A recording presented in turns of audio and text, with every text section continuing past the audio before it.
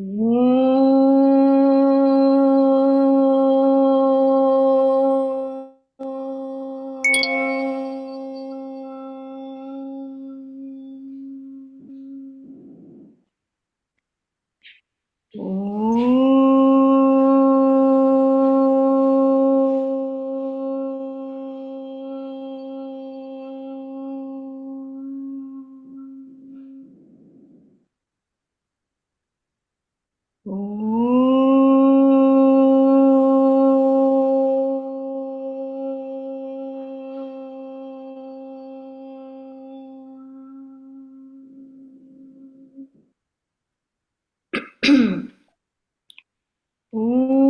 सहना भवतु सहनौ भुनक्तु सह वीर्यं करवावहै तेजस्विनावधीतमस्तु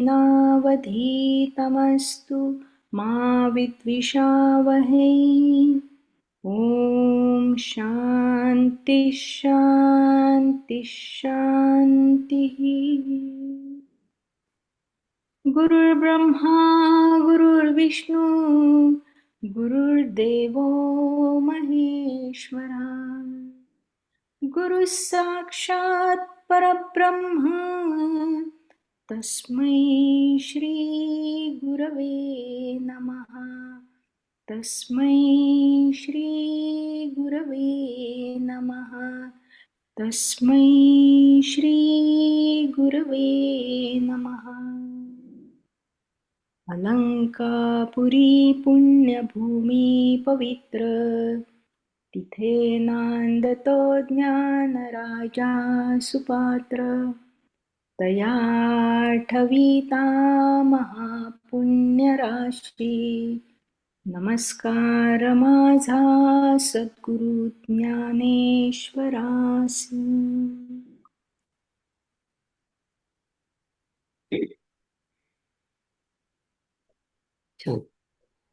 नमस्कार मंडळी.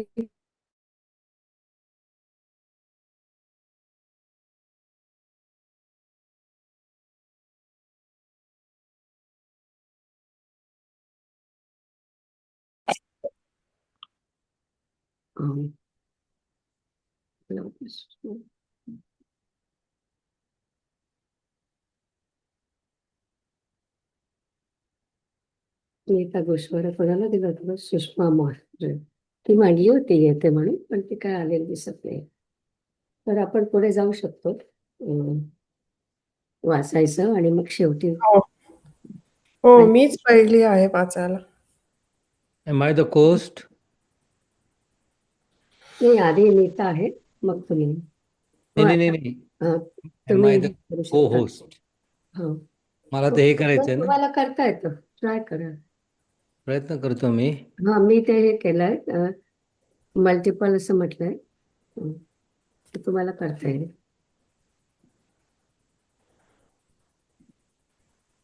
एक मिनिट. हा, मला वाटतं नंतर प्रतिभा गोखले पण नाही आहेत ना आज. somebody will have to read for her also. सुषमाताई आल्या आहेत, त्यांना विचारते वाचतायत का? हो, ओके. हा, सुषमा. हा, सुषमा. मी सुषमा येरोडेकर वाचायला तयार आहे. माहुरे नाही, सुषमा माहुरे आल्या नाहीये. ओके, आल्या आहेत आता, नुकत्याच आल्या. No problem. Okay, then that's it. Okay, सुरू करा, मग आपण स्क्रीन करूया. नमस्कार. सॉरी, मला लेट झाला जॉईन व्हायला. गोषवारा मी वाचू का? हो, चालेल. तर हा अध्याय आपला गुणातीत योग आहे. ज्ञानेश्वरी अध्याय 14, श्लोक 5 ते 15. श्लोक 5 मध्ये सत्व, रज व तम ह्या 3 गुणांबद्दल सांगितले आहेत आणि त्या गुणांचा उगम प्रकृती आहे. ज्याप्रमाणे एका देहात वयाच्या 3 अवस्था असतात, बालपण, तारुण्य, वृद्ध अवस्था, त्याप्रमाणे एकाच अंतःकरणात त्रिगुणत्व भासते. त्यात सत्वगुण हा उत्तम, रजोगुण हा मध्यम व तम हा सर्वात अधम आहे.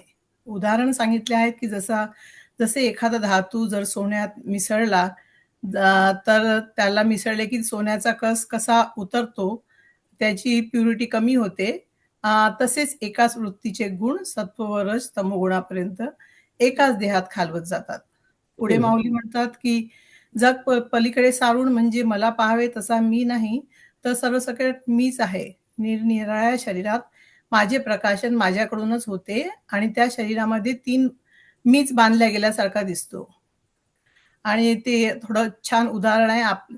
जसं आपल्यापासून झालेल्या छायेला भ्याले असतात, ती छाया भ्यालेल्या पुरुषापेक्षा वेगळी आहे का? तर नाहीत. म्हणजे त्या छायेचे प्रकाशन आपणच केले आहे.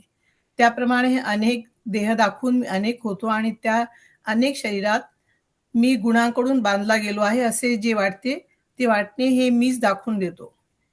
ज्याप्रमाणे एका देहात वयाच्या 3 अवस्था बालपण, तारुण्य, वृद्ध असतात, त्याप्रमाणे एकाच अंतःकरणात त्रिगुणत्व भासते आणि हे गुण आत्म्याला कसे बांधतात ते सांगितले आहे. तर आत्मा हा देहामध्ये क्षेत्रज्ञ म्हणजे जीवदशेत थोडासा प्रवेश करतो न करतो, तोच हा देह मी आहे असे म्हणायला आरंभ करतो. जन्मापासून मरणापर्यंत जे देहाचे धर्म ते माझे असे म्हणू लागतो आणि ते पुढे सांगितले आहे. हे गुण आत्म्याला कसे बांधतात व आत्मा देहामध्ये सत्वगुणाने कसा बांधला जातो ते श्लोक 6 मध्ये सांगितले आहेत. जसे माशाने आमिष तोंडात धरले न धरले तोच पारधी जसा गळप पटकून खेचतो, तसेच सत्वगुण रूपी पारधी ज्ञान व सुख या जीवाच्या बंधनात अडकतो. सुख व ज्ञान असा हा सत्वगुण जीवाला बांधून ठेवतो. सत्वगुण मी ज्ञानी व सुखी या दोन्ही भावनेच्या पाशात अडकतो. सुख आणि ज्ञानाच्या भावना मनुष्यात जागृत होतात. आपल्याच ज्ञानाचा गर्व करून अहंकारी होऊन ज्ञानाचे सुख व्यर्थ घालवितो. तो जीवात्मा आपल्या विद्येवर स्वतःच हर्ष करतो. तसेच आपल्याला किती समाधान संतोष झाला याचा गर्वपणा करतो. माझे किती अहोभाग्य आहे आणि माझ्यासारखा दुसरा कुणी सुखी नाही अशा भावनेने गर्वाला चढतो. आपणच ज्ञान स्वरूप आहोत, पण ती अवस्था आपण गमावली ह्याचा खेद न बाळगता निरनिराळे विषयाचे ज्ञान घेऊन आपले स्थान आकाशा एवढे वाढले आहे असे मानतो. जसे राजा स्वप्नात भिकारी असल्याचे समजून नगरात प्रवेश करतो आणि त्याला भिक्षा म्हणून 2 दाणे मिळतात, तर तो स्वतःला इंद्र समजतो. त्याप्रमाणे देहातील आत्मा धारण केल्यास बाहेरच्या ज्ञानाने संसार संबंधी शास्त्रे यज्ञविद्या समजते. तो एवढा ज्ञानी व अंतर्ज्ञानी होतो व त्यामुळे आपल्याला सर्वात श्रेष्ठ असल्याचं समजतो. त्या स्वर्गापर्यंत सर्व दिसते असा भास होतो आणि त्याच्या व्यतिरिक्त दुसरा कोणी श्रेष्ठ मी जाणत नाही असा तो जाणत नाही असं समजतो. तर पुढे आहे त्याचप्रमाणे हाच आत्मा देहामध्ये रजोगुणाने कसा बांधला जातो ते पुढील श्लोकामध्ये सांगितले आहे. रजोगुण हा अभिलाषी, इच्छाधारी व प्रचंड तळमळ, अस्वस्थ, बेचैन, एखाद्या गोष्टीची तहान भागली नाही तरी वाढत जाते. अविरत काम करणे, हे ना जमले तर ते, नाही तर दुसरे काहीतरी पण स्वस्थ न बसणे, सतत कामात गर्क असणे, वर्कहॉलिक पण म्हणता येईल त्याला. जे मिळाले त्याला संतुष्ट न मानता त्याच्या पुढे कशाची वृद्धी होईल ह्या भावनेने सतत संघर्ष करीत राहतो. त्याच्या इच्छा आकांक्षा एवढ्या प्रबळ वाढल्या असतात की किती कष्टाने मेरू पर्वतही जरी चढला तरी त्याची तृष्णा पूर्ण होत नाही. त्यापेक्षा अधिक मोठे कार्य तो करू शकला असता अशी तो रात्रंदिवस सतत धडपड करीत राहतो. त्याप्रमाणे तो देह असेपर्यंत सुख व परलोकचे सुख कसे मिळेल त्याकरता सतत संघर्ष, कष्ट अशा तऱ्हेची कर्मे करीत राहतो. श्लोक 8 मध्ये सांगितलं आहे की तमोगुण शरीरात बांधला गेला की तो देह अविवेकी होतो. आळशी, राग, स्वार्थी, खादाडपणा, बऱ्या वाईटचा विचार न करता चुका करीत जातो आणि नाना प्रकारचे नको ते कर्म करतो. तमोगुणाने सर्व इंद्रिये जड होतात. असे जीव त्याला निद्रारूप होऊन त्याला अज्ञानाने मूर्खपणाने बांधून ठेवतो. त्याला उचित व अनुचित काहीही समजत नाही. त्याला कोणती काम करायची आवड नसते किंवा कोणते कार्य जमेल अथवा अव्यवस्थित होईल हे त्याला ज्ञात नसते. आळसामुळे त्याचे डोळे उघडे असून पण तो लक्ष देऊन विचार करत नाही आणि जर तो कोणते काम करायला गेला की तो ते काम करील काही सांगता येत नाही. कोठे कसे वागावे आणि कोणाशी कसे बोलावे, भलत्याच व अप्रमादी वृत्तीचे काम करायला त्याला आवडते. त्याला निद्रा अतिशय प्रिय असते व ती निद्रा मिळाली की स्वर्गासारखे सुख मिळाले असे म्हणून तो हर्षित होतो. ब्रह्मदेवाचे दीर्घ आयुष्य लाभून परंतु झोपेमध्येच निद्रावस्थेतच राहावे हीच भावना ठेवून कर्म करतो. एकंदरीत अविचार करणे हेच त्याला सुचत असते. अशा प्रकारे तमोगुण अज्ञान, आळस व मूर्खपणा अविचार गुणांनी आत्म्याला बांधून ठेवतो. एक्झाम्पल पण आहे, मी थोडं हे करील. जसं ते रानामध्ये एखाद्या पाखराने पंखाने भिजवण्याकरता गर्वाने उडी टाकावी, तर त्याप्रमाणे अनावश्यक भलतेच धाडस करतो. श्लोक 9 मध्ये श्रीकृष्ण अर्जुनाला सांगतात की सत्वगुण सुखाच्या ठिकाणी, रजोगुण कर्माच्या ठिकाणी, तर तमोगुण ज्ञानाला झाकून प्रमादाच्या ठिकाणी आसक्ती उत्पन्न करतो. श्लोक 10 मध्ये 3 गुणांची वृद्धी कशी होते या श्लोकामध्ये थोडक्यात सांगितले आहे.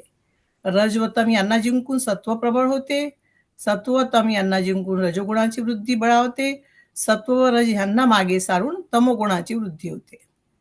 परंतु जेव्हा काप व वात यांना सारून जेव्हा पित्त देहात व्यापते, तेव्हा ते पित्त देहाला जसे संतप्ते म्हणजे शरीर तापते. जसा पावसाळा उन्हाळा हे गेल्यावर जसा थंडीचा प्रकोप भासतो, आकाश हे थंडगार दिसते, अथवा जागृत अवस्था नाहीशी होऊन जेव्हा गाढ निद्रेची अवस्था प्राप्त होते, तेव्हा क्षणभर चित्तवृत्ती जडमूड होते. त्याप्रमाणे रजोगुण व तमोगुण नाहीसे करून सत्वगुणाची वृद्धी होते व तो जीव मी किती सुखी आहे असे जाणतो. त्याप्रमाणे सत्व व रजगुण नाहीसे होऊन जेव्हा तमोगुणाची वृद्धी होते, तेव्हा आत्मा हा सतत चुका व अज्ञानाची वृत्ती करणारा होतो. त्याच रीतीने सत्व व तमोगुण पाठीमागे सारून जेव्हा रजोगुण उत्पन्न होतो, तेव्हा आत्मा कर्मा वाचून दुसरे काही सुंदर नाही असे मानतो. आता श्लोक 11 ते 15 आहेत. माऊली पुढे सांगतात अर्जुनाला की या देहामध्ये जेव्हा सर्व इंद्रियांच्या ठिकाणी प्रकाश म्हणजे ज्ञान उत्पन्न होते, तेव्हा सत्वगुणाची वृद्धी झाली असते. रजोगुण अधिक वाढला असतो तेव्हा अफाट इच्छा व लोभ प्रवृत्ती, अचाट कर्म करायची लालसा उत्पन्न होतात. व तमोगुण अधिक वाढला असता तेव्हा अविचार, अविवेक, खरे व खोटे याचा भेद न समजता वाईट कर्म करायचा मोह निर्माण होतो.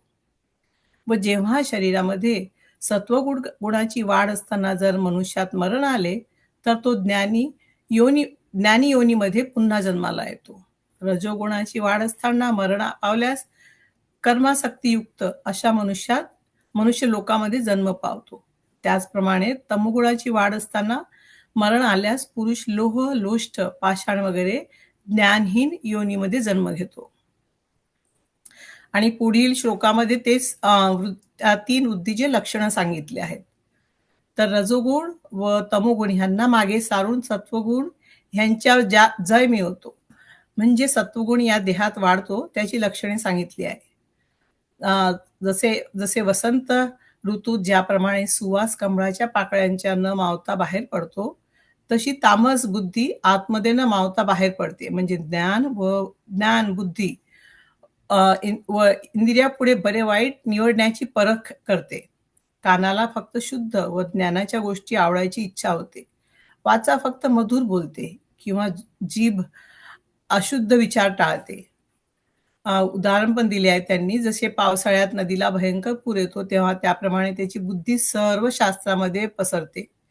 ज्ञानात वृद्धी प्राप्त होऊन फक्त एक ब्रह्मप्राप्ती विषयाचीच त्याचा मोह असतो. याप्रमाणे सत्वगुण वाढतो व अशा स्थितीत जर मृत्यू आला तर त्याला या लोकांमध्ये भरपूर कीर्ती व परलोकामध्ये त्याची सुख त्याला मिळते. कारण अशा सर्व श्रेष्ठ गुणांनी जो मनुष्य अकस्मात शरीर टाकून निघतो, तो पुन्हा सत्वगुणांनीच युक्त अशा पुन्हा जन्माला येतो.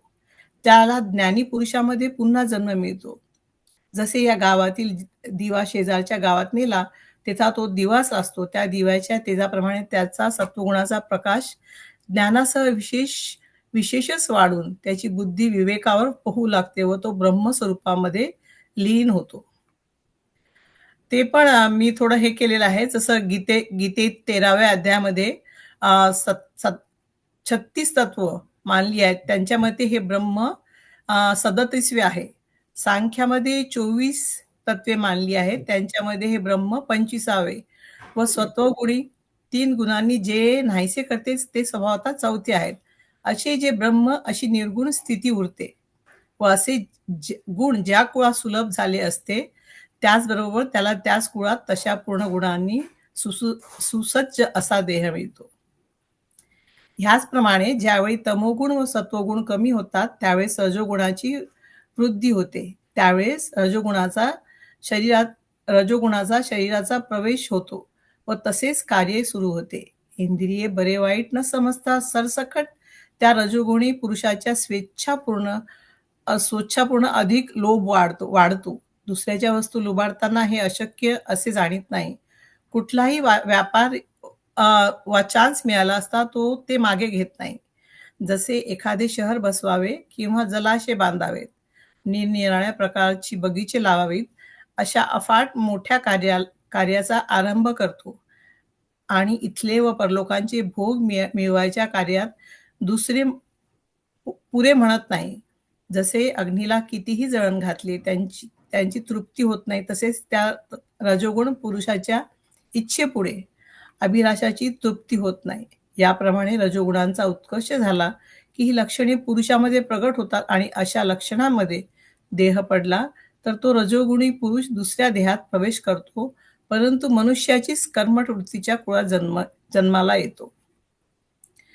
त्याचप्रमाणे जेव्हा रजोगुण व सत्वगुण नाहीसे करून तमोगुण उन्नतीला येतो, त्यांची लक्षणे देहाच्या आत्म्याच्या आत बाहेर असताना ती सांगितली आहेत. तर जसे अमावास्येच्या रात्री आकाश सूर्य व चंद्ररहित असते त्याप्रमाणे त्याचे मन जड होऊन स्मरणशक्ती नाहीशी होते. अंतःकरण पूर्णपणे विचारशून्य व रिकामे होऊन विवेक बुद्धी नष्ट होते. त्याची बुद्धी जड होऊन स्मरणशक्ती नाहीशी होते. शरीराच्या आत बाहेर अविवेकाचा उगम होऊन मूर्खपणाची लक्षणे दिसतात. या तमोगुणी पुरुषाचे व्यवहार आचार भ्रष्टाचाराच्याकडे जातात व तो मरेपर्यंत वाईट कार्य करीत राहतो. वाईट कर्मे करायला त्याच्या अंतःकरणात स्फुरण चढते व ती निषिद्ध कार्ये करण्याकरता त्याची इंद्रिये पण त्याला साथ देतात. त्याची चित्त नाहीसे झाले असते तेव्हा हा तमोगुण पूर्णपणे देहात वाढतो व त्याची लक्षणे उत्पन्न होतात आणि ह्याच तमोगुणाचे प्रसंग असताना जर मरण आले तर तो तमोगुणी पुरुष तितक्या तमोगुणासह पोडला जन्म घेतो. जसे मोहरीचे झाड आपले मोहरीपणा बिया साठवून जर वाढले तर त्या बीजापासून जो अंकुर फुटतो त्याला मोहरीचं झाडच येईल. तमाचा संकल्प करताना जर देह पडला तर त्याला पुन्हा तमाचाच देह मिळतो व तो पशु पक्षी व झाड किंवा किडा होतो. झालं. बऱ्याच दिवसांनी आपण भेटतोय आणि त्याच्यामुळे त्यांनी अगदी डिटेलमध्ये सांगितल्यावर एकदम आपण सत्व रज आणि तम या गुणांकडे आपण पुन्हा वळलो. छान झाली समाई. ओके, आता आपण सुरू करूया 16व्या श्लोकापासून. नीता वाचणार आहे आणि तुम्ही शेअर करताय ना.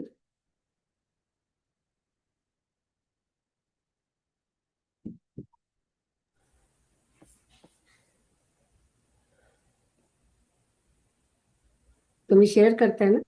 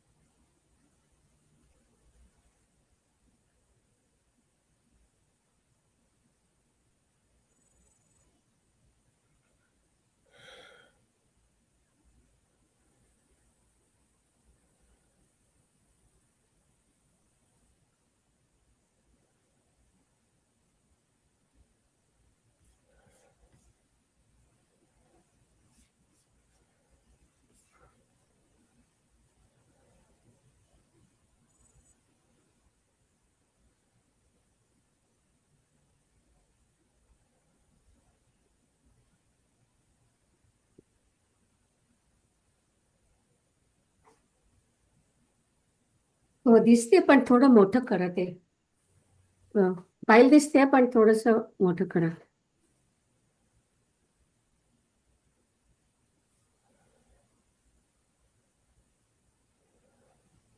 वाचता नाही येत आहे. आणि 16व्यावरती जायचंय.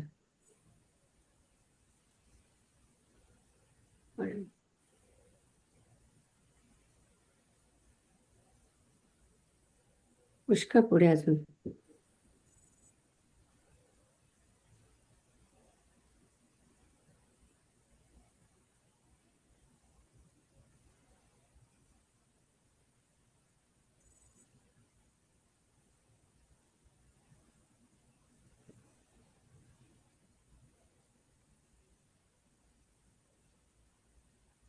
ते इकडनं करता येईल का साडीने? म्हणजे लवकर होईल. हा बरंच असू द्या, असू द्या. पुढे चला.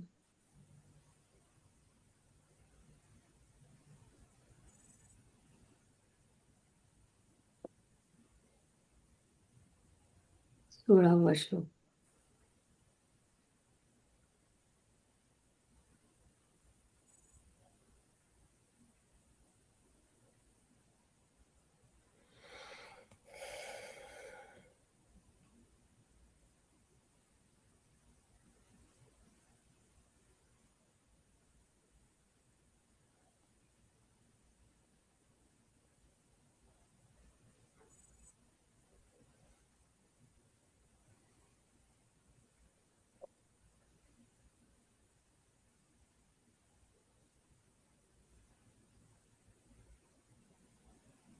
दोनशे 61 261 ओळीपर्यंत.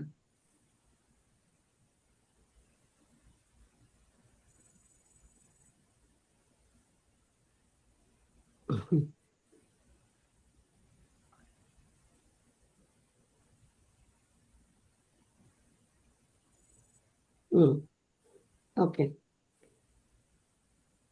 ओके. कर्मण्यः सुकृत्साहु सात्विकं निर्मलं फलं रजसस्तु फलं दुःख मध्यानं तमसः फलम्.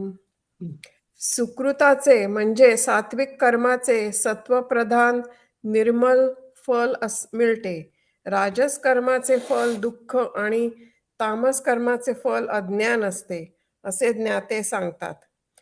याच कारणाकरिता जे सत्वगुणापासून उत्पन्न होते ते पूर्ण पुण्यकर्म असे ठीक आहे, ठीक आहे. तुम्ही बरोबर आहेत. खाली करा थोडं. ओके. असे श्रुतीचा संकेत सुचवितो. म्हणून त्या निर्मळ सुकृताला सरळ असे सुख व ज्ञान हे लोकोत्तर फळ येते व तेच सात्विक फळ होय. मग राजस क्रिया ज्या आहेत त्या पिकलेल्या इंद्रावणीच्या फळाप्रमाणे आहेत. कारण की त्या क्रिया बाहेरून दिसण्यात जरी सुखाने रंगविलेल्या असतात तरी त्या बियांचे फळ दुःख हे असते. अथवा कडुनिंबाच्या निंबोळ्या बाहेरून सुंदर दिसतात पण आत विषासारख्या कडू असतात. त्याप्रमाणे राजस क्रियांचे फळ आहे असे समज. ज्याप्रमाणे विषाच्या अंकुराला विषच फळ येते त्याप्रमाणे जितके तामस कर्म आहे तितके अज्ञान रूप फळाने पिकते. येणेची पै कारणे जे निपजे सत्वगुणे ते सुकृत ऐसे म्हणे श्रोत समो. म्हणोनी तया निर्मळा सुखज्ञानी सरळा अपूर्व ये फळा सात्विक ते. मग राजसा जिया क्रिया तया इंद्रावणी पिकलिया जे सुखे चित्तारुनिया फळती दुखे. का निंबोळीयेचे पीक वरी गोड आत विख तैसे ते राजस देख क्रियाफळ. तामस कर्म जितुके अज्ञान फळेची पीके विश्वांकुर विखे जिया परी. सत्वान् संजायते ज्ञानं रजसो लोभ एव च प्रमादमोहो तमसो भवतो ज्ञानमेव च. सत्वगुणापासून ज्ञान उत्पन्न होते व रजोगुणापासून केवळ लोभ उत्पन्न होतो. तमोगुणापासून प्रमाद व मोह एवढेच नव्हे तर अज्ञान सुद्धा उत्पन्न होते. म्हणून बा अर्जुना, जसा सूर्य हा दिनमानाला हेतू आहे, तसा येथे सत्वगुणच ज्ञानाला हेतू आहे. ज्याप्रमाणे अद्वैत हो, परमात्म्याला हलवू नका ते आता. ओके. हं? नाही, यांना वाटलं आता हलवू नका. ओके. ज्याप्रमाणे अद्वैत परमात्म्याला आपले स्वरूप विस्मरण हे जसे जीवदशेला येण्यास कारण आहे, त्याप्रमाणेच लोभाला रज कारण आहे. हे शहाण्या अर्जुना, मोह, अज्ञान व प्रमाद या मिलन दोष समुदायाला वारंवार तमोगुणच कारण आहे. तळहातावरील आवळा जसा सर्व बाजूनी दाखवावा, त्याप्रमाणे हे वेगवेगळे तिन्ही गुण विचारांच्या डोळ्यांना दिसतील असे दाखविले. तेव्हा रजोगुण व तमोगुण हे दोन्ही पतन घडवून आणण्यास समर्थ आहेत आणि सत्वगुणा वाचून ज्ञानाकडे कोणी नेत नाही असे दिसून आले. म्हणून ज्याप्रमाणे सर्व गोष्टींचा आर्त, जिज्ञासू व अर्थार्थी या तीन भक्तींचा त्याग करून ज्ञानी भक्त ज्ञानरूप भक्तीचे जन्मभर आचरण करतात, त्याप्रमाणे कित्येक पुरुष आमरणांत सात्विक वृत्तीने राहण्याचा निश्चय करतात.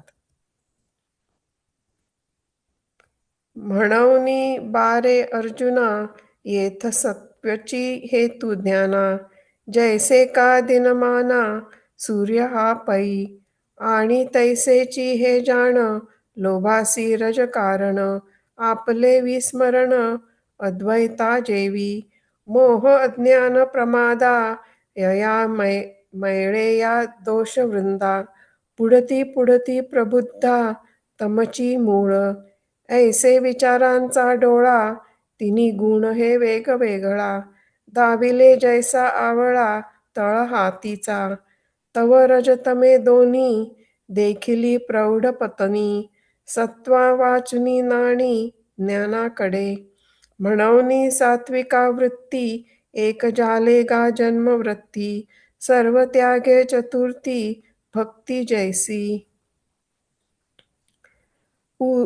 ऊर्ध्वर गच्छन्ति सत्वस्था मध्ये तिष्ठन्ति राजसा, जगन्य गुणवृत्तिस्था अधो गच्छन्ति तामसा. सत्वगुणी पुरुष उच्च ठिकाणी स्वर्गादी लोकी जातात.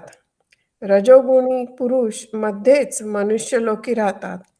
निंद्य गुणी तमोगुणी पुरुष अधोगतीला पशुपक्ष्यादिकांच्या जन्माला जातात. त्याप्रमाणे सत्वाच्या उत्कर्षामध्ये ज्यांचे जगणे व मरणे असते, ते देहत्यागानंतर स्वर्गाचे राजे होतात. याचप्रमाणे जे रजोगुणाने जगतात व मरतात, ते मृत्यूलोकात मनुष्य होतात. त्या मृत्यूलोकात सुखदुःखाची खिचडी देहरूपी एकाच ताटात जेवावी लागते व जेथे त्या मृत्यूलोकात रजोगुणाच्या स्वाधीन झाले तर मरणरूपी वाटेत सापडले असता बाहेर पडता येत नाही व त्याच स्थितीने शरीरात तमोगुणाचे उत्कर्षात जे मरतात ते नरक भूमीला जाण्याचा दाखला घेतात. अशा रीतीने वस्तूच्या सत्तेने सत्वादी तिन्ही गुण ऊर्ध्वार्धी गतींना कसे कारण आहेत हे अर्जुना तुला संपूर्ण सांगितले. वस्तू ही वस्तुत्वाने आपल्या ठिकाणी पूर्णत्वाने आहेच, तरी ती वस्तू विस्मृतीने आपण आपल्या गुणासारखे पाहून त्या त्या गुणाच्या विशेष कार्याप्रमाणे वागते. आपल्यावर परचक्र आले आहे असे ज्या वेळेस राजा स्वप्न पाहतो, त्यावेळेस ते परचक्र निवारण करण्याच्या कामी घडलेला जय अथवा पराजय तो आपणच होतो. त्या स्वप्नातील जयामुळे अथवा पराजयामुळे राजाचा मूळचा राजेपणा वाढला नाही अथवा कमी झाला नाही, तर तो आहे तसाच आहे. त्याप्रमाणे वरील राजाच्या दृष्टांताप्रमाणे उत्तम गती, मध्यम गती व अधोगती हे गतीचे भेद गुणवृत्तीच्या भेदामुळे आहेत. ती गुणांची दृष्टी जर टाकली तर ब्रह्मवस्तू शुद्ध आहे तशीच आहे. तैसे सत्वाचेनी नटनाचे असणे जाणे जयाचे, ते तनुत्यागी स्वर्गीचे राय होती. इयाची परीरजे जिही का जिजे मरीजे, तीही मनुष्य होईजे मृत्युलोकी. तेथ सुखदुःखाचे खिचटे जेविजे एकेची ताटे, जेथ इये मरण वाटे पडिले नुठी. आणि तयाची स्थिती तमी जे वाढोनी निमती भोगक्षमी, ते घेती नरकभूमी मूळपात्र.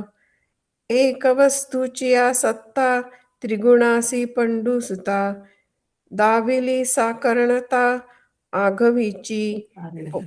पै वस्तू वस्तुत्वे असिके, ते आपणपणे गुणासारिखे. देखोनी कार्य विशेखे अनुकरेगा. जैसे का स्वप्नीचेनी राजे, जै परचक्र देखिजे, तै हारी जैत होईजे आपणची.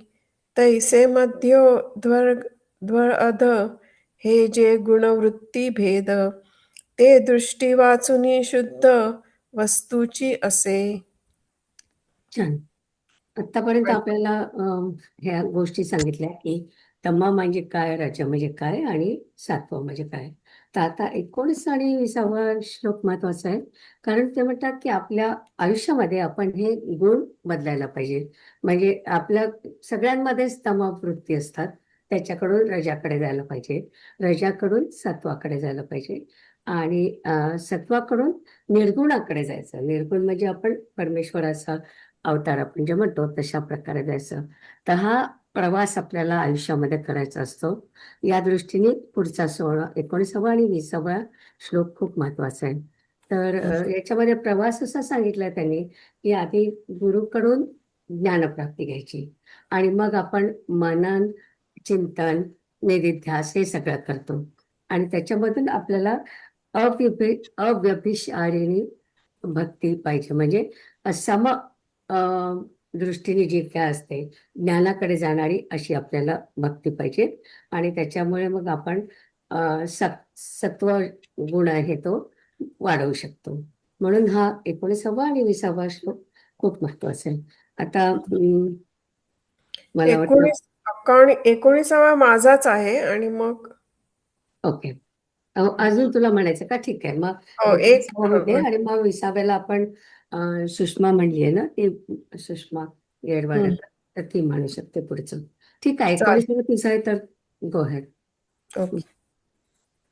ज्ञानम गुणेभ्यं कर्तारं यदा द्रष्टानुपश्यति, गुणेभ्यश्च परं वेत्ति मदभावसोऽधिगच्छति.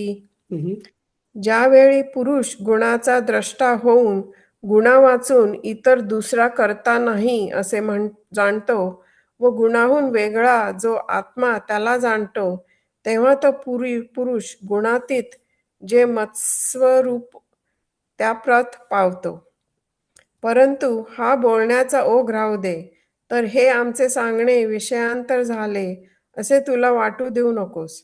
आता मागील विषय पुढे सांगतो, ऐक.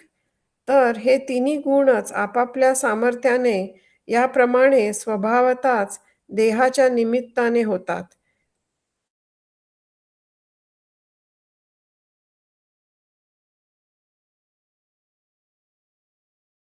झाडांच्या रूपाने दिसतो अथवा दह्याच्या रूपाने जसे दूधच परिणाम पावते अथवा उसांच्या रूपाने जशी गोडीच प्रकट होते, त्याप्रमाणे हे 3 गुण अंतःकरणासह देहच सूक्ष्म व स्थूल देह होतात.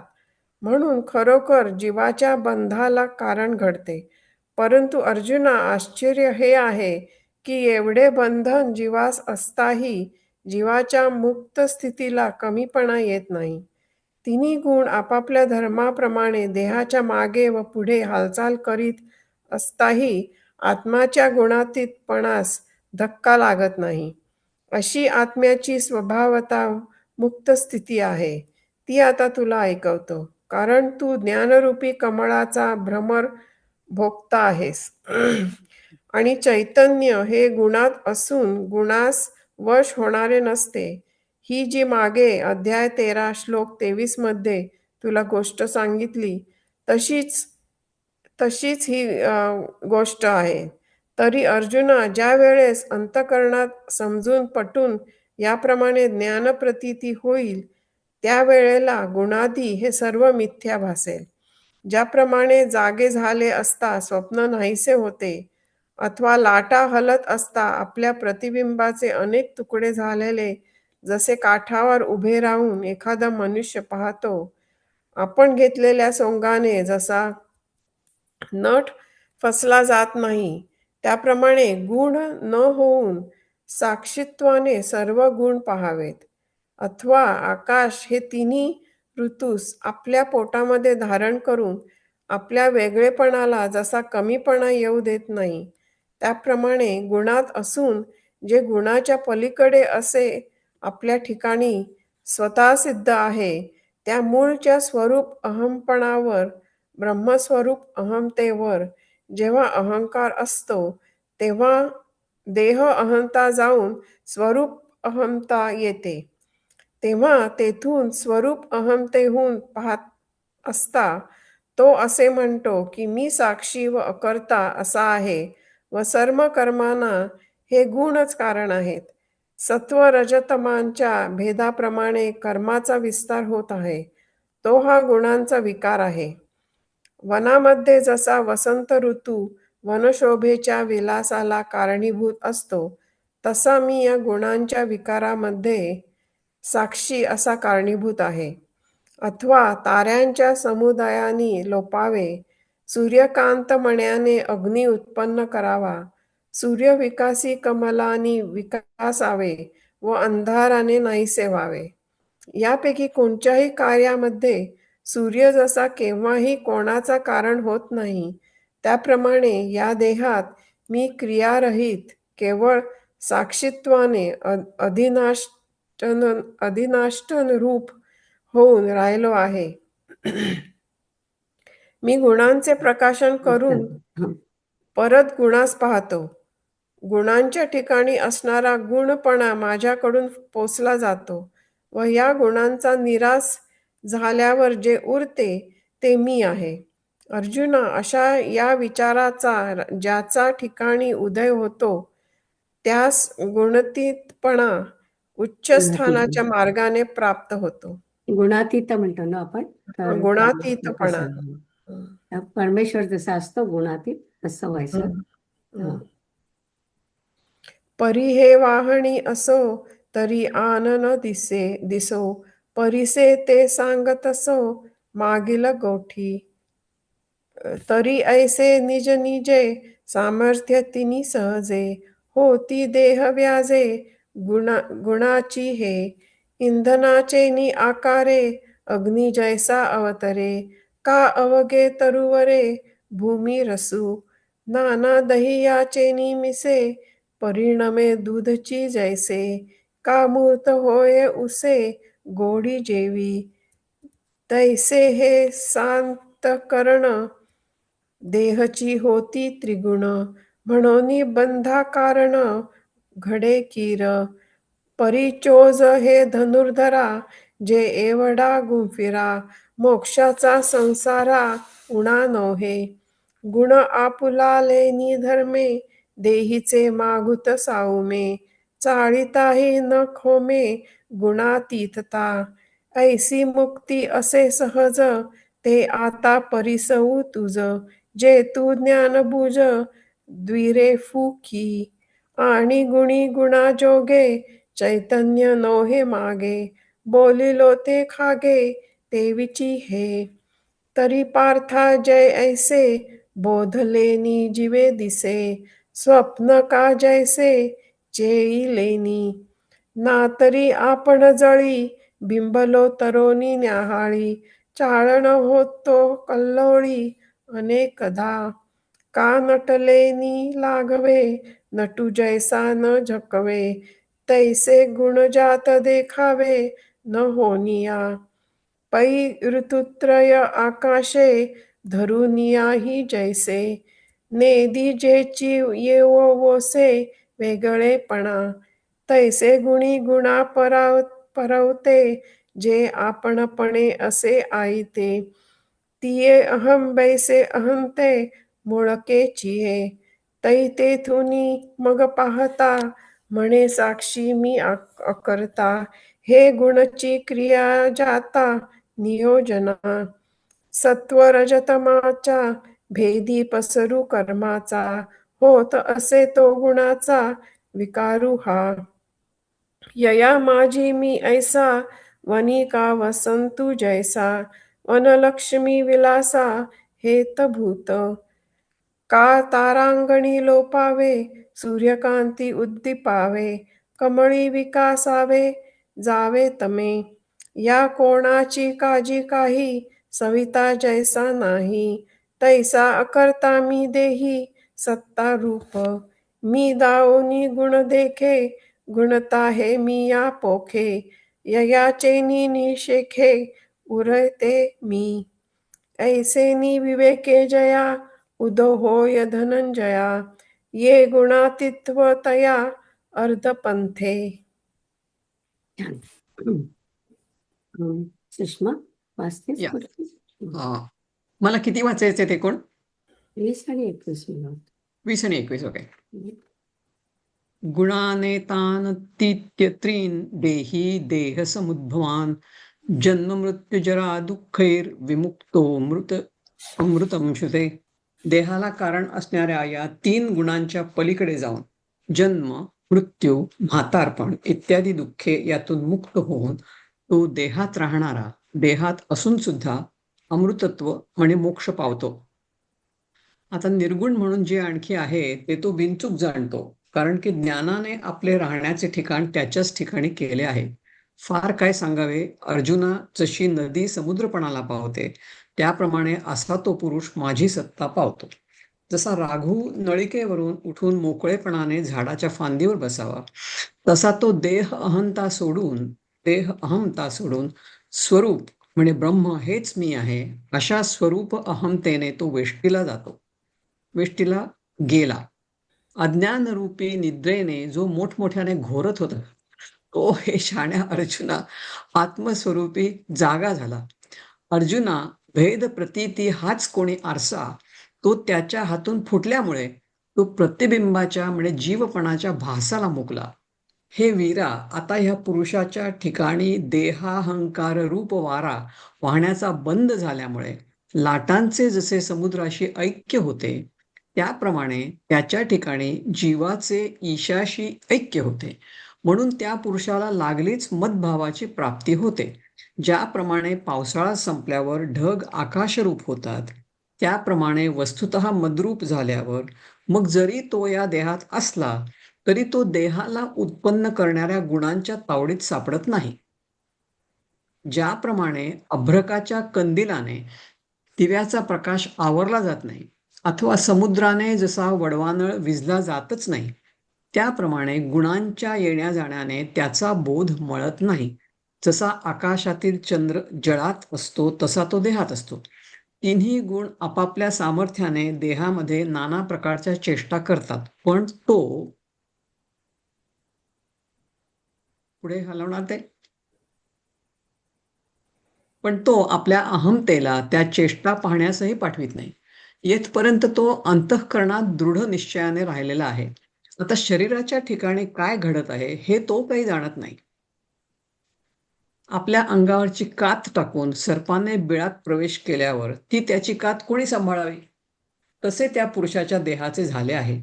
अथवा कमळातील सुवास परिपक्व झाल्यावर जसा तो सुवास आकाशात मिळून जातो व तो पुन्हा कमळाच्या फुलाकडे माघारी येत नाही, अर्जुना, ब्रह्माशी ऐक्य पावल्यामुळे त्या पुरुषाचीही तशी स्थिती झाली आहे. तशा स्थितीत देहाचे धर्म काय आहेत व देह कसा आहे हे तो जाणत नाही. म्हणून जन्म, म्हातारपण व मरण इत्यादी देहाचे जे 6 गुण ते त्याच्या देहाच्या ठिकाणीच राहिले. त्यांचा त्याच्याशी काही एक संबंध राहिला नाही.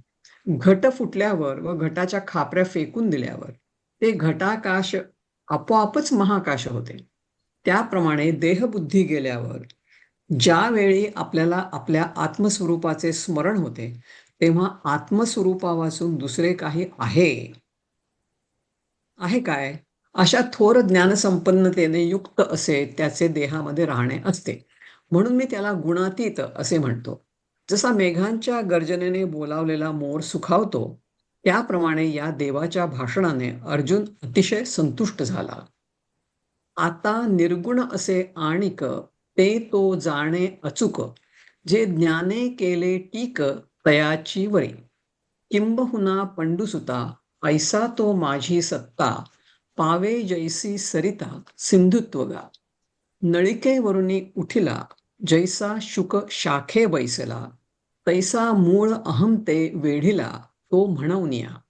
अगा अज्ञानाच्या निदा, जो घोरत होता बदबदा, तो स्वस्वरूपी प्रबुद्धा चेईला की. पै बुद्धिभेदाचा आरिसा, तया हातोनी पडिला वीरेशा. म्हणवनी प्रतिमुखा भासा, मुकला तो. देहाभिमानाचा वारा, आता वाजो ठेला वीरा. तै ऐक्य वीची सागरा, जीवेशा हे. म्हणवनी मदभावेसी, प्राप्ती पाविजे तेणे सरिसी. वर्षांती आकाशी, घनजात जेवी. तेवी मी होऊन निरुता, मग देहीची ये असता. नागवे देह संभूता, गुणासी तो.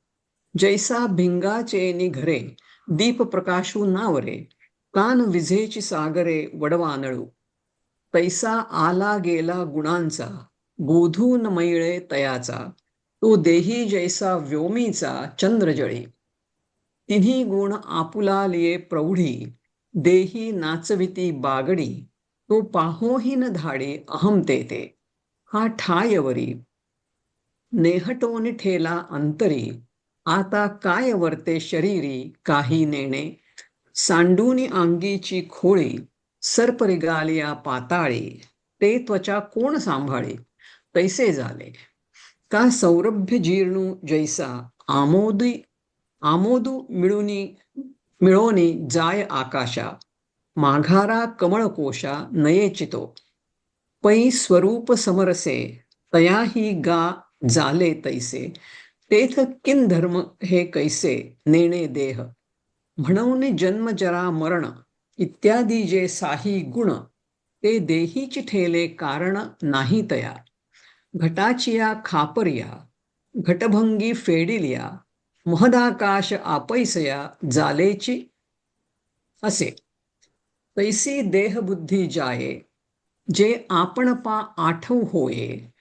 तै आन काही आहे ते वाचुनी. येणे थोर बोधलेपणे, तयासिगा देही असणे. म्हणून तो मी म्हणे गुणातीत. यया देवाचिया बोला, पार्थू अतिसुखावला. मेघे संबोखिला मोरू जैसा. अर्जुन उवाच. कैर्लिंगे स्त्रीगुणान् एतान् अतीतो भवति प्रभु. किमाचार कथं चैतान् स्त्रीन् गुणान् अतिवर्तते. अर्जुन म्हणाला, हे प्रभो, या 3 गुणांच्या पलीकडे जो जातो तो कोणत्या लक्षणांनी ओळखावा, त्याचे आचरण कसे असते, या 3 गुणांच्या पलीकडे तो कसा जातो. त्या संतोषाने वीर अर्जुन विचारू लागला की महाराज, ज्या पुरुषामध्ये असा बोध राहतो तो पुरुष कोणत्या लक्षणाने ओळखला जातो. तो गुणातीत पुरुष काय आचरण करतो व तो गुणांचे निवारण कसे करतो. आपण कृपेचे माहेरघर आहात, आपण हे आम्हाला सांगावे. या अर्जुनाच्या प्रश्नावर तो ऐश्वर्यादी 6 गुणांचा राजा श्रीकृष्ण उत्तर देत आहे. ऐका. श्रीकृष्ण म्हणाले, अर्जुना, तुझी प्रश्न करण्याची पद्धत अपूर्वच आहे. तो गुणातीत काय कर्मे करतो व गुणातून कसा तरुण वर जातो हे एवढेच असे असंबद्ध काय विचारतोस? हे तुझे विचारणे खरे हे कसे खोटे आहे या विचारण्यासारखे विसंगत आहे. अर्जुनाचा प्रश्न विसंगत कसा आहे हे भगवान या ओवीत सांगतात. गुणातीत ज्याला म्हणतात तो गुणांच्या स्वाधीन तर नसतोच, अथवा तो जरी गुणात सापडला असला तरी तो त्या गुणांच्या स्वाधीन होत नाही. या ओळीत अर्जुनाच्या प्रश्नाची दुरुस्ती करतात. पण तो गुणातीत पुरुष गुणांच्या गुंताड्यात असताना तो गुणांच्या अधीन आहे किंवा तो गुणांच्या अधीन नाही हे कसे ओळखावे, हा संशय जर तुझ्या मनात असेल तर तुला तो प्रश्न सुखाने विचारता येईल. आता आम्ही त्याचे स्पष्ट उत्तर देतो, ऐक. तेणे तोषे वीर पुसे, ची कोणी चिन्ही तो दिसे, जया माझी वसे ऐसा बोध. तो निर्गुण काय आचरे, कैसेनी गुण निस्तरे, हे सांगिजो माहेरे कृपेचेनी. यया अर्जुनाची या प्रश्ना तो षड्गुणांचा राणा परिहारू आकरणा बोलतू असे. म्हणे पार्था तुझी नवाई हे येतुलेची पुससी काई, ते नामची तया पाही साचे लटिके. गुणातीत जया नावे तो गुणाधीन तरी नव्हे, ना होय तरी नांगवे गुणा यया. परी अधीन का नांगवे, हेच कैसे नि जाणावे, गुणाची उखरवे माझी असता. हा संदेह जरी वाहसी तरी सुखे पुसो लाहसी, परिस आता तयासी रूप करू.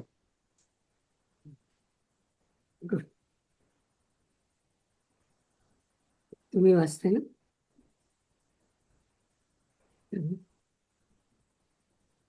अरे ते बंद झालं.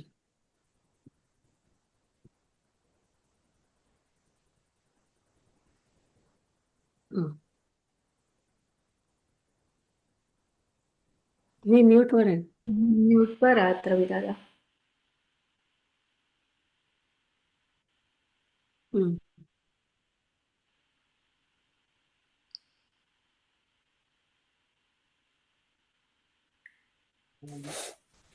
हा, मी हो प्रयत्न करते.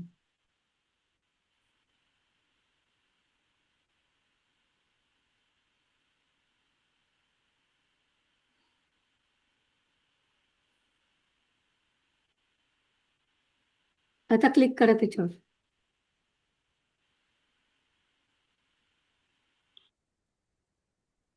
हा,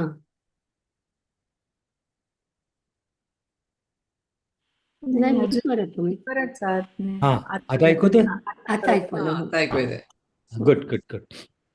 श्री भगवानुवाच प्रकाशंच प्रवृत्तिंच मोहमेव च पांडव, न द्वेष्टी संप्रवृत्तानि न निवृत्तानि कांक्षती.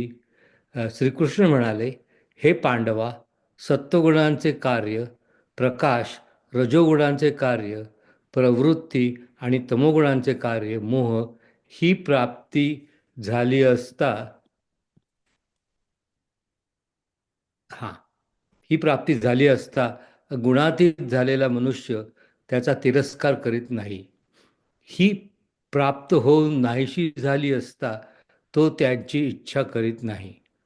तर रजोगुणांच्या उत्कर्षाने तो गुणातीत पुरुष ज्या वेळेला प्रवृत्तीने वेढला जातो त्यावेळी त्याच्या देहात कर्माचे अंकुर फुटतात.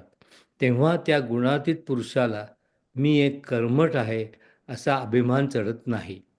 अथवा कर्मे करण्याची राहिली तरी त्याच्या बुद्धीला खेद तोही होत नाही.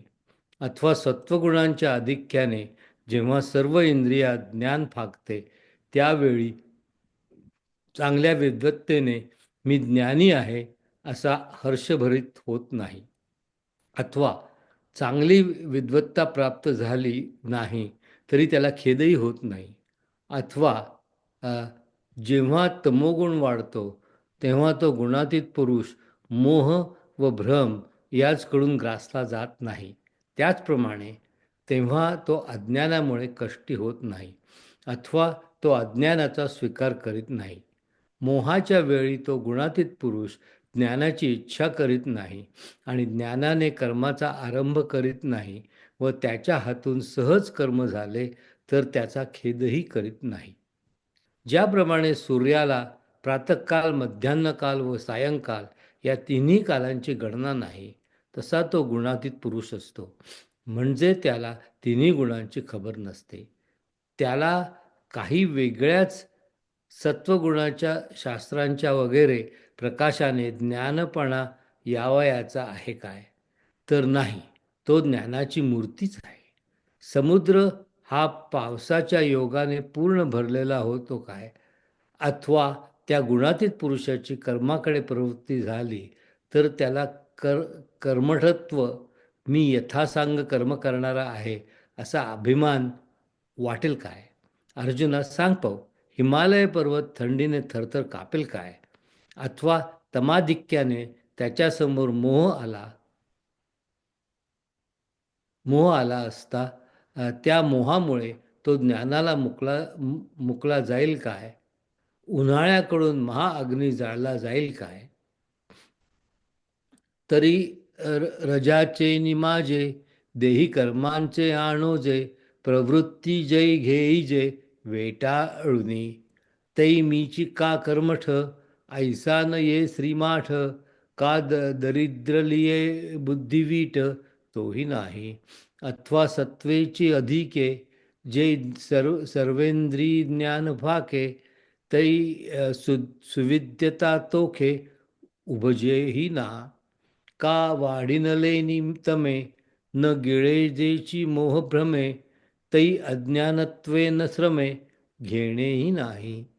पै मोहांचा अवसरी, ज्ञानाची चाड न धरी, ज्ञाने कर्मे नादरी, होता न दुःखी. सायं प्रातर मध्यान्हा, या तिन्ही काळांची गणना, नाही जेवी तपना, तैसा असे. तया वेगळाची काय प्रकाशे, ज्ञानित्व यावे असे, काही जळार्णव पाऊसे साजा होय. ना प्रवर्तलेनी कर्मे, कर्मठत्व तया का गमे, सांगे हिमवंतु हिमे, कापे काही. नातरी मोह आलिया, काही पा ज्ञाना मुखी जेल तया, महाआगीते उन्हाळ्या, जाळवत असे. आपण इथे थांबूया आता. पुढच्या मला हे आहेत ना 22 आणि 23 आहेत. मग 23 पुढच्या वेळी बघूया, ओके. कारण 9 वाजलेत. ओके. हा, पुढच्या वेळी बघूया. छान. ओके, आणि थँक्यू शेअर केल्याबद्दल. ओके, आता स्ट्रगलिंग. माधवी. आता विश्वात्मके देवे, येणे वाग्यज्ञे तोषावे, तोषो नियामज द्यावे पसाय दान हे. जे खळांची व्यंकटी सांडो, तया सत्कर्मी रती वाढो, भूता परस्परे पडो मैत्र जीवांचे, दुरितांचे तिमिर जावो, विश्वस्वधर्म सूर्ये पाहो, जो जे वांछील तो ते लाहो प्राणिजात. वर्षत सकळ मंगळी, ईश्वर निष्ठांची मांदियाळी, अनवरत भूमंडळी भेटतू भूता. चला कल्पतरूंचे आरव, चेतना चिंतामणीचे गाव, बोलते जे अर्णव पियुषांचे. चंद्रमे जे अलांछन, मार्तंड जे तापहीन, ते सर्वाही सदा सज्जन सोय रे होतू. किंबहुना सर्वसुखी पूर्ण हो नीतिही लोकी, भजिलो आदिपुरुषी अखंडित. आणि ग्रंथोपजीव्ये विशेषी लोकीये, दृष्टादृष्ट विजये होवावे जे. येथ म्हणे श्री विश्वेश्वराओ, हा होईल दान पसाओ, येणे वरे ज्ञान देवो, सुखिया झाला, सुखिया झाला, सुखिया झाला. ओम पूर्णमिदं पूर्णमेवावशिष्यते पूर्णस्य पूर्णमादाय पूर्णमेवावशिष्यते